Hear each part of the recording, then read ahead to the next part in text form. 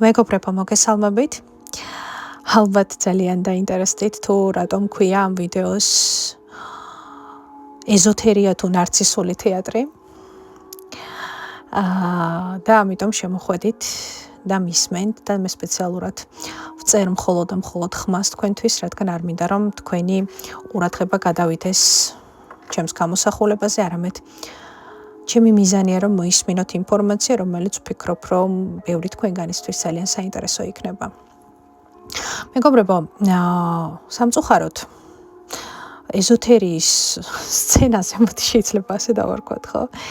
დღეს ბევრმა მოღვაწემ, თქმა უნდა, ცოტა ირონიული ვიქნები. შემიძლია გითხრათ, რომ ძალიან ბევრი ესეთი საკუთარი, ნარცისული, ესეთი საინტერესო თეატრი გახსნა, ხო? და რას ვეძახი ნარცისულ ეზოთერიულ თეატრს, ხო?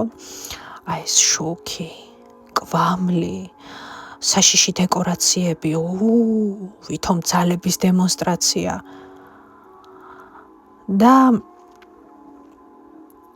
როდესაც უყურებ ამ ყველაფერს და გრძნობ რომ რაღაცას გატყუებენ, ხო? რაღაცა არ არის რეალური და ნამდვილი. მაგრამ მეგობრებო, ეს კარგია თუ კი ამას გრძნობთ, მაგრამ რეალურად, ხო? სად არის პრობლემა? სად არის პრობლემა და სად არის რეალური საფრთხე? ხო და პრობლემა ზუსტად იქ იწყება, სადაც ადამიანები, რომლებიც თვითონ არიან ილუზიებით შეპყრობილნი,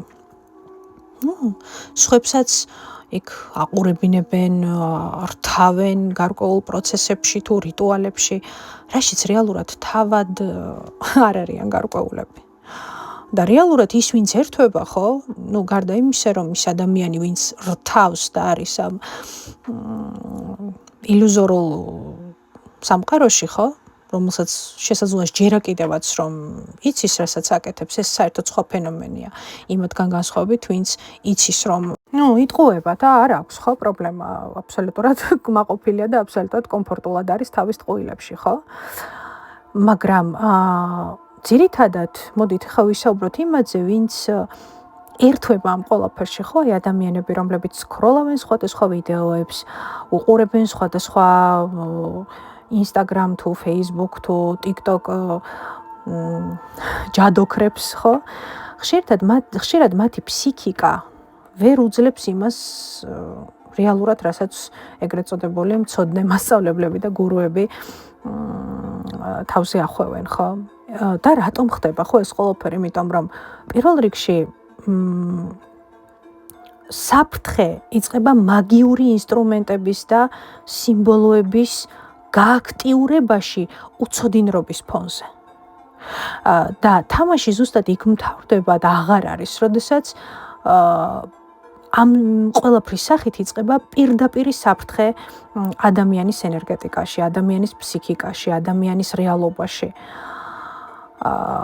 და ის, ვინც ამას აკეთებს, შესაძლოა მისთვის ნიშნულოვანია, იმიტომ რომ შთაბეჭდილება უნდა რომ თქვენზე მოახდინოს, ხო, რა ვიცი, დააგროვოს ლაიქები, დააგროვოს ნახვები, მოიპოვოს პოპულარობა, ხო? მაგრამ ზუსტად იქ იფადება საფრთხე, მეგობრებო, სადაც, რა ვიცი, უმეცრებას ეძახიან წინასწარმეტყველებას, რაღაც გარკვეულ ნარცისულ манипуляციებს, რაღაც სულიერ გზას, დაშინებას, რასაც ძალიან ხშირად, აი ამას გიზავ, იმას გიზავ, რაღაცას ვთქვათ, როდესაც მათთვის არამოსაწონს მოისმენენ, ხო? ურაჯადოქრები. მე შენ დაგწყევლი.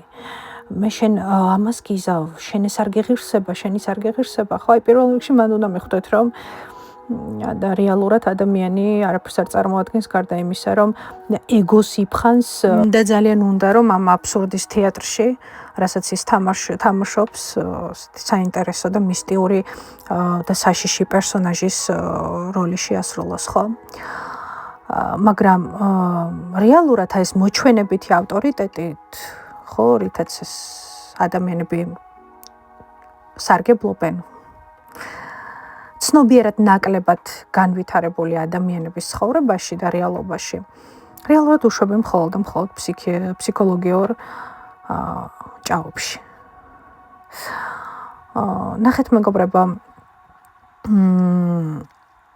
პრობლემების ჯაჭვი იწყება არა თავად მაგიური სფეროდან, ხო, რომლის ირგვლივაც ძალიან ბევრ შესაძლოა საშიში ინფორმაციებს და ისტორიებს ისმენდეთ, ხო?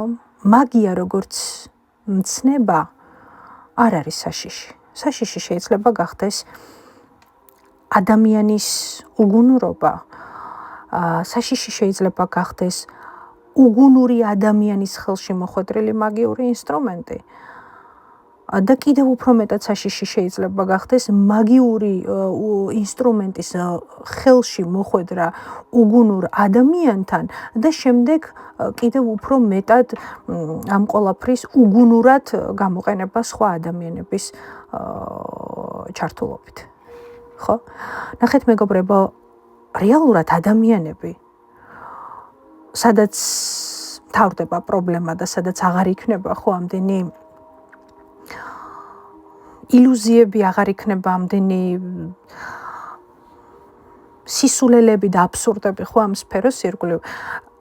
დასრულდება ეს ყველაფერი მაშინ, როდესაც ადამიანები დაიწყებენ კითხვების დასმას. და მეგობრებო, ეს არის ყველაზე ძლიერი დაცვა. ეს არის ყველაზე ძლიერი დაცვა.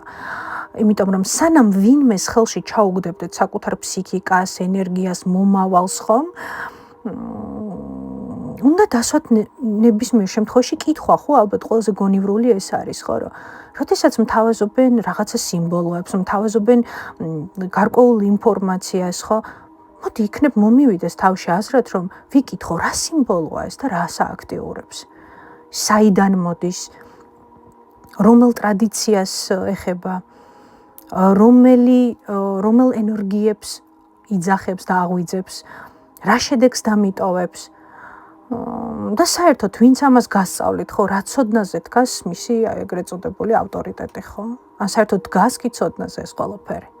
იმიტომ რომ ბრმად ჩართულმა რიტუალებმა ყველაზე ძლიერი ზიანი სწორედ აქ შეიძლება რომ მოგიტანოთ, ხო? სადაც ადამიანი უბრალოდ ვერ ხვდება რას აკეთებს და რატომ აკეთებს. ნებისმიერი სიმბოლოები არ შემოვლენ თქვენს ცხოვრებაში, არ შემოგივარდებიან წიხლით და ვერაფერს ვერ გააკეთებენ თქვენი კეთილის ნების გარეშე, ხო? ანუ რეალურად შესაძლებელია ნებისმიერმა მაგიურმა ინსტრუმენტმა ზიანი მოგიტანოთ იმ შემთხვევაში, როდესაც ადამიანები დაუფიქრებლად და სხვისი რაღაცა მოწოდებული, არა აბსოლუტურად დაუსაბუთებელი, აბსოლუტურად ინფორმაციული სიმწირით მიღებული რაღაცა ისტორიებით და პრაქტიკებით და რიტუალებით ააქტიურებთ და შემოგაქვთ ეს თქვენს რეალობაში, ხო? არასოდეს არავის არ ენდოთ, სანამ კითხვას არ დასვამთ, ხო, როგორც მინიმუმ, ხო? იმიტომ რომ სამყაროში არც ერთი რიტუალი, ხო, თან მით უმეტეს, როდესაც თქვენი მოხიბლა ხდება რიტუალის სწრაფი ეფექტურობით, ხო? აი, გააკეთეს, გააქტიურეს, დაიწერეს, მოიზიდეს სწრაფად, ეფექტურად, რუნა გააქტიურეს, სიგილი გააქტიურე, ეს გააკეთე, ის გააკეთე, ხო? რეალურად ეს ესმის ყურს ძალიან კარგად და ყურს ედება და ცნობიერს მალამოდ, რომ მე ახლა ამას გავააქტიურებ და ყველაფერი ისე მომეცემა, როგორც საჭიროა.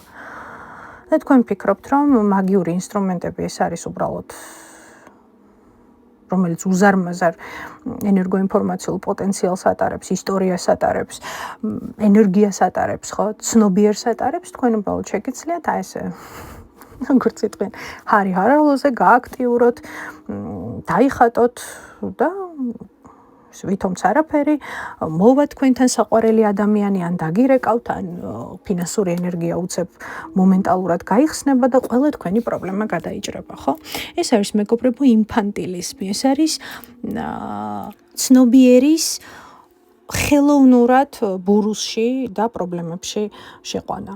ამიტომ ინფორმაცია ეს არის ერთადერთი ნამდვილი დაცვა, რაც დაიცავს თქვენს ფსიქიკას, დაიცავს თქვენს ენერგიას, ხო, განვითარება, შესვლა შიგნით, მოძიება ინფორმაციის, სხვა დანარჩენი, ჩემო ძვირფასებო. ეს არის ხანდახან უბრალოდ გართობა, რომელიც გაგიმართლებთ და თუ გაგიმართლებთ და ესე ჩაივლის ხო უმტკინველოდ, მაგრამ ძირითად შემთხვევაში ეს არის ზუსტად აი ეს ძალიან დიდი საფრთხის და უარყოფითი შედეგების მომტანი თქვენი ფსიქიკისთვის, თქვენი ცნობიერისთვის, რაშიც საბოლოო ჯამში თავად აბიჯებთ მხოლოდ ერთი მიზეზით. არ გაქვთ ინფორმაცია. მხოლოდ გინდათ რომ ფლობდეთ, იხვეჭდეთ, თქვენი იყოს სწრაფად რაც შეიძლება და ზუსტად აქ არის ყველაზე დიდი ხაფანგი. არა იმიტომ რომ მაგიურ ინსტრუმენტებს ერთი სული აქვთ და დემონებს და ეშმაკებს რომ თქვენი სული დაიპყრონ და რაღაცა ცუდი დაგიშაონ. არამედ იმიტომ რომ პატივს არ სცემთ. არამედ იმიტომ რომ არ იცით. არამედ იმიტომ რომ აბიჯებთ იქ, სადაც შესაძლებელია თქვენი ადგილი ჯერჯერობით არ იყოს. იმიტომ რომ არ იყოს თქვენი ცნობიერი ამისათვის მზად. გისურვებთ ძალიან დიდ წარმატებებს.